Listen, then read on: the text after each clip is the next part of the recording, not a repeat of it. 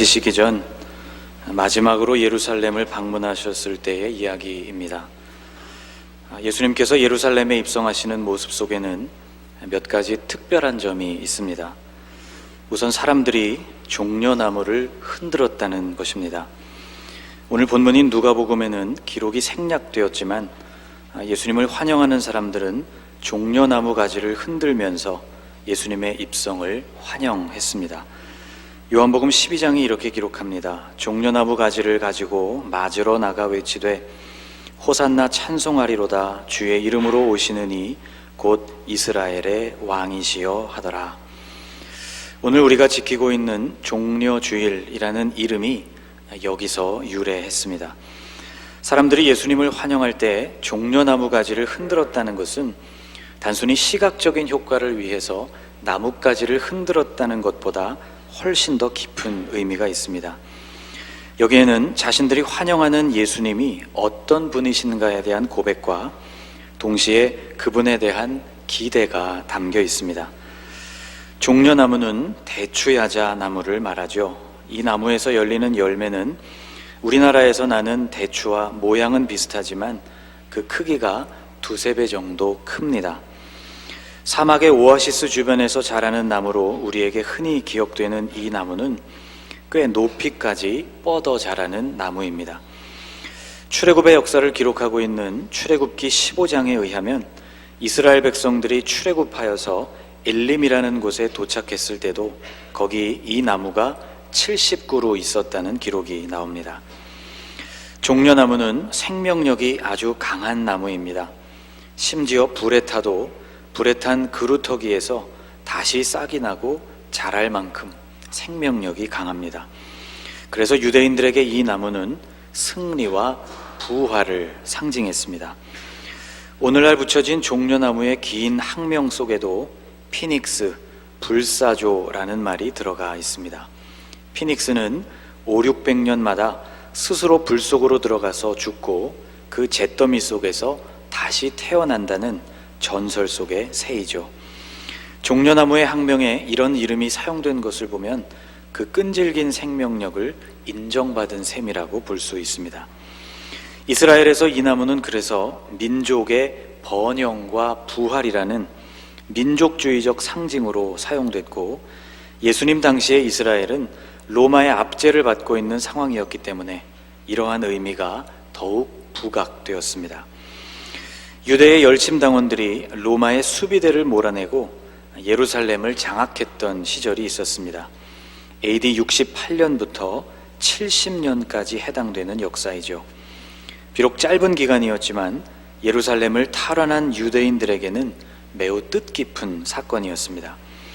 그래서 예루살렘 점령이 유지되는 기간 동안 그들은 이것을 기념하여서 매년 동전을 발행했는데 이 동전 안에 종려나무가 들어가 있습니다. 보시는 이 동전은 지금까지 전 세계적으로 단 몇 개밖에 발견되지 않아서 희소 가치가 아주 높은 동전입니다.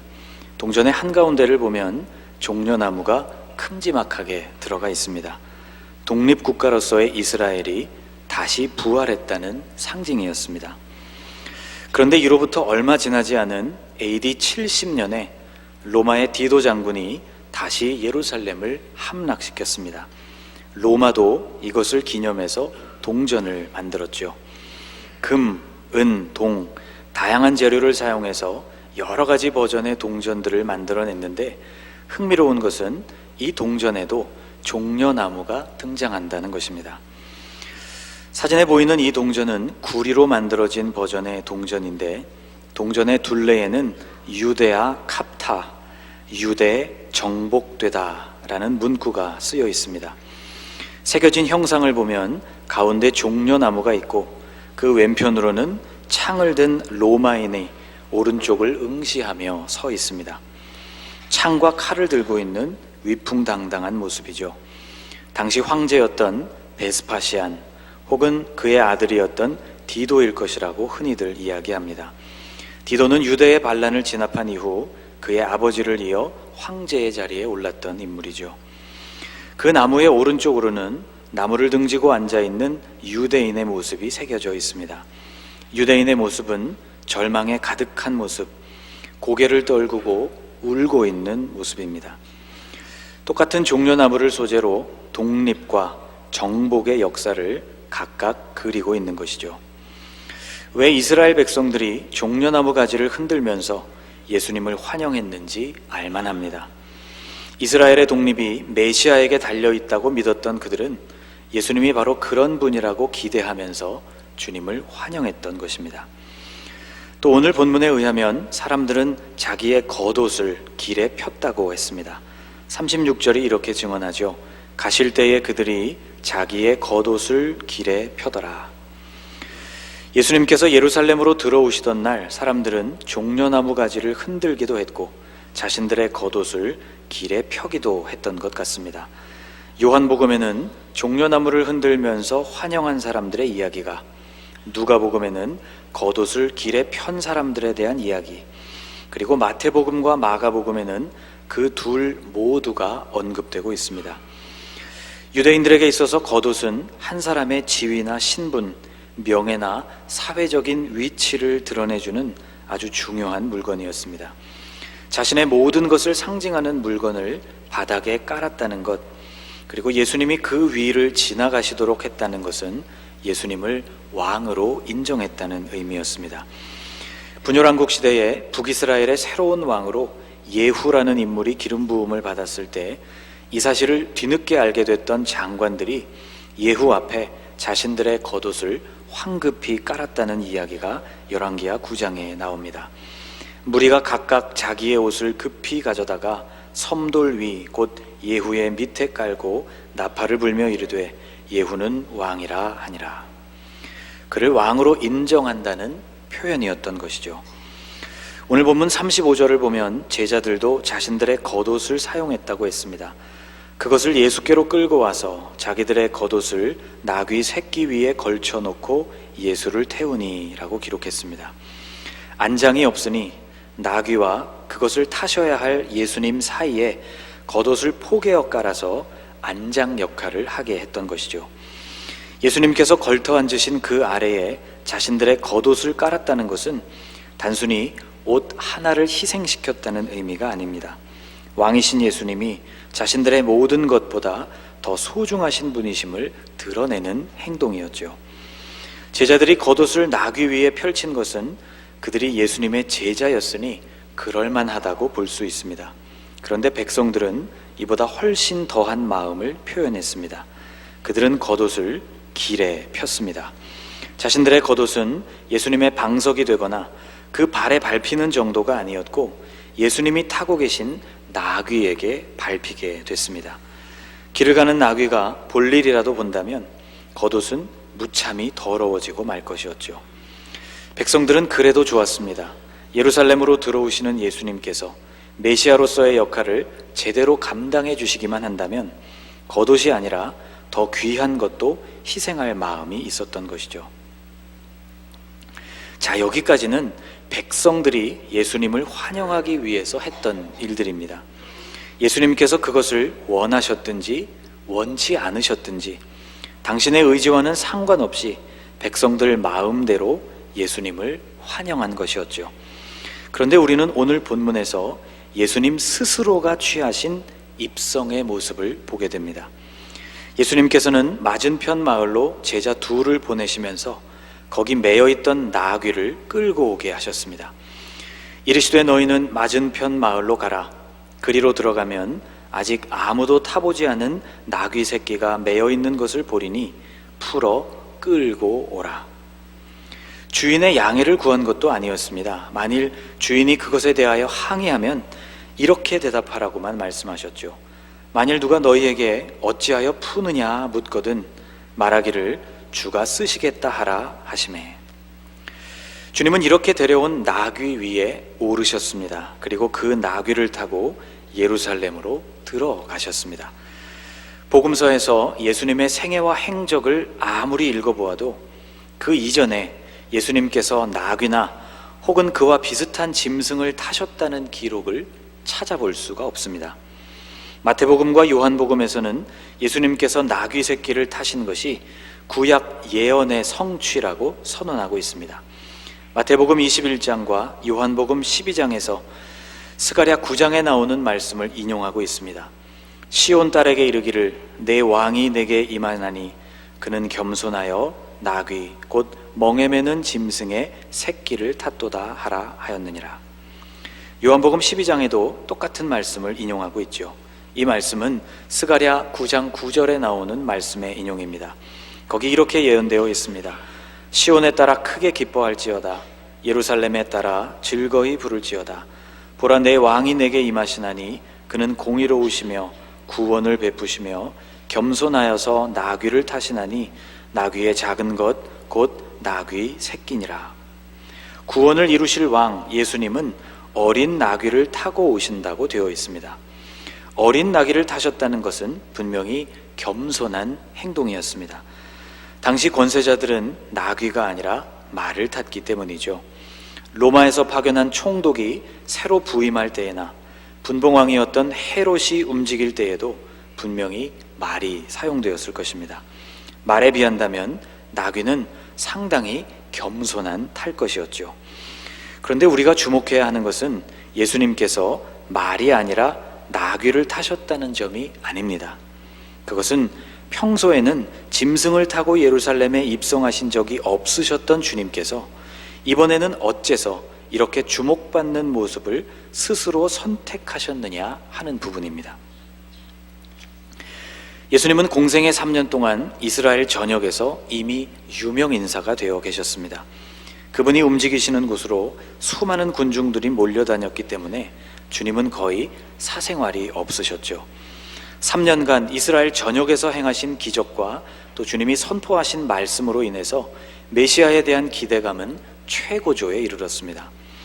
굳이 나귀를 타지 않으셔도 사람들은 예수님의 예루살렘 입성을 열렬히 환영했을지 모르죠. 또 나귀가 말보다는 낮은 탈 것이었지만 나귀 자체는 이스라엘에서 아주 중요한 운송 수단이었습니다.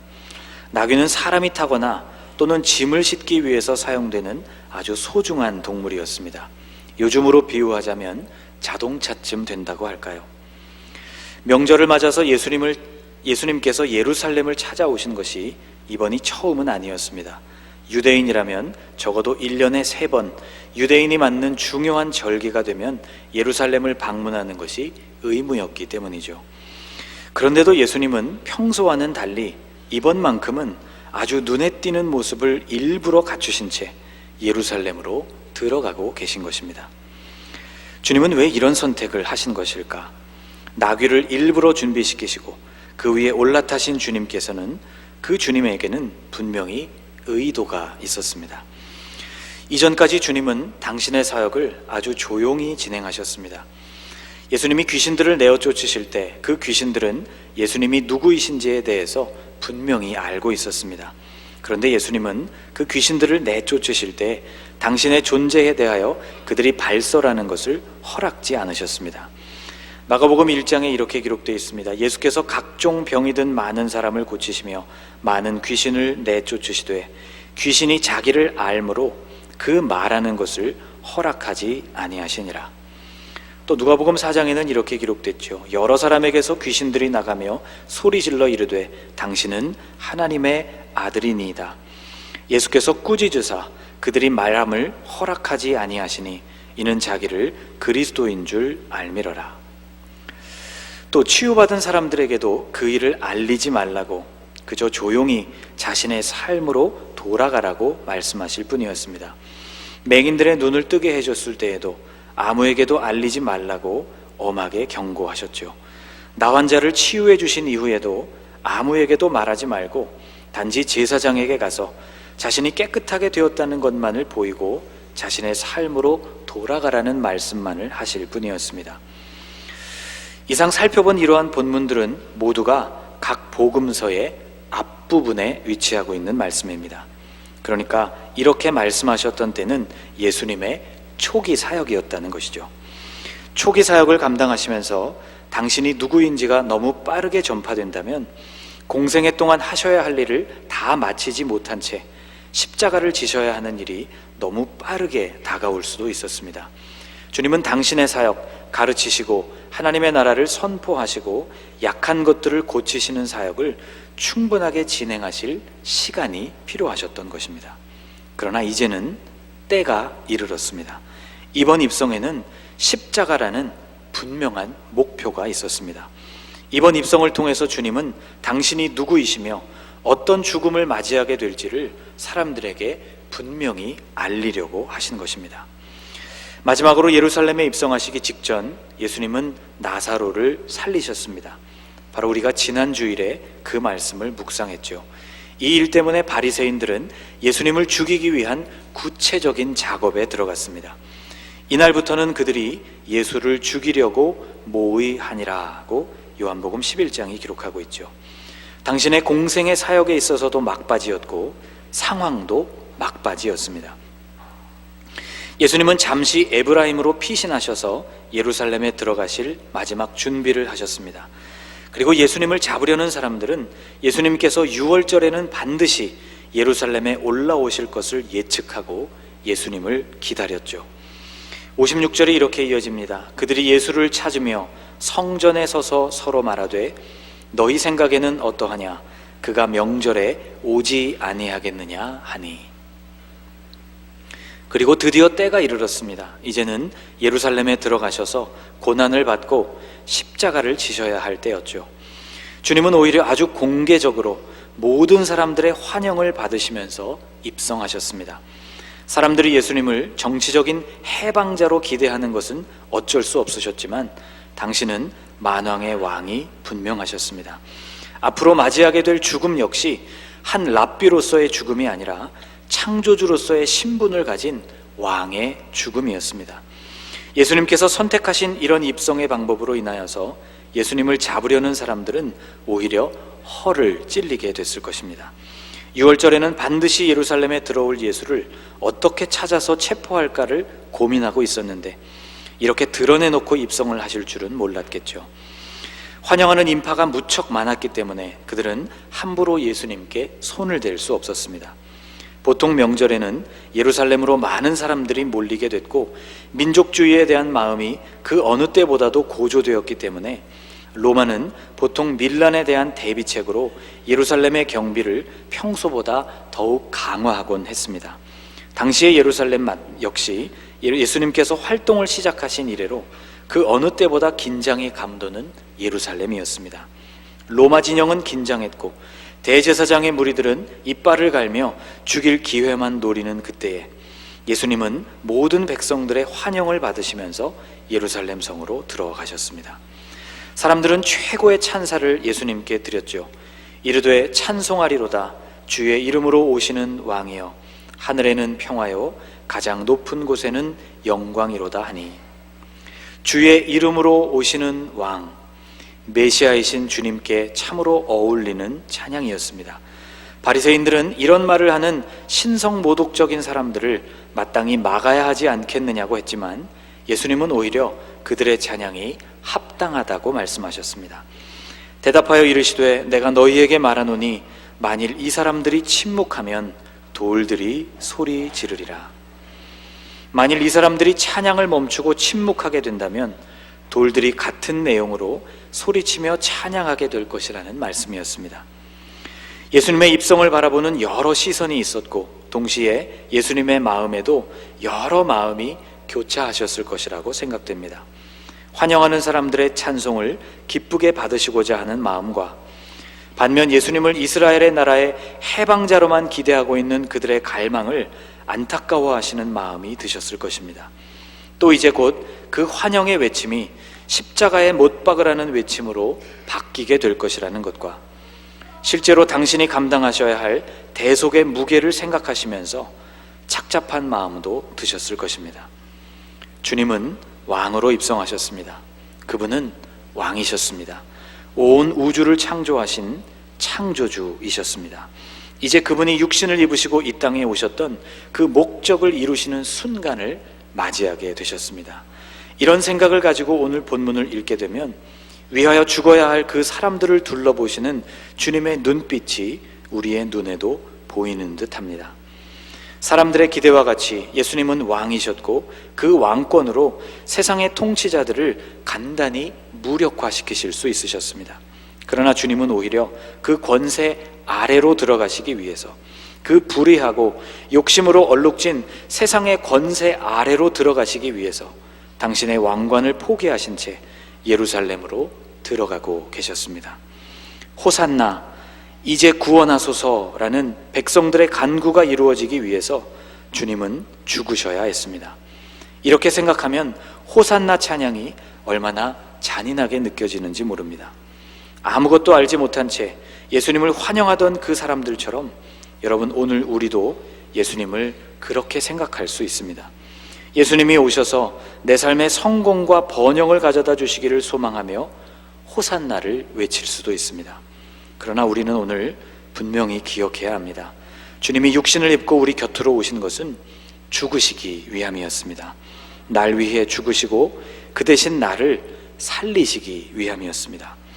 주님께서 찔리심으로 우리의 허물이 사함받았고, 주님께서 상하심으로 우리의 죄가 용서받았고, 주님께서 징계를 받으심으로 우리가 평강을 얻었고, 주님께서 채찍에 맞으심으로 우리는 치유를 받았습니다. 주님은 당신의 죽음으로 이 모든 것들을 우리에게 주시기 위하여 죽음 속으로 걸어가고 계셨던 것입니다. 오늘 종려주일에 주님이 오신 그 이유를 깊이 묵상하실 수 있기를 바랍니다. 고난주간을 시작하면서 나를 위한 그 사랑에 감사와 찬송을 드리실 수 있게 되기를 주님의 이름으로 축복합니다. 기도하겠습니다. 종려나무 가지를 흔들고 겉옷을 길에 펴면서 주님을 환영했던 많은 사람들이 그 기대가 무너지자 못 박으라고 외치는 무리로 돌변했던 것처럼, 우리도 우리가 원하는 바대로 주님을 생각하고 그 원하는 바가 이루어지지 않아 또 주님을 버렸던 때가 있었습니다.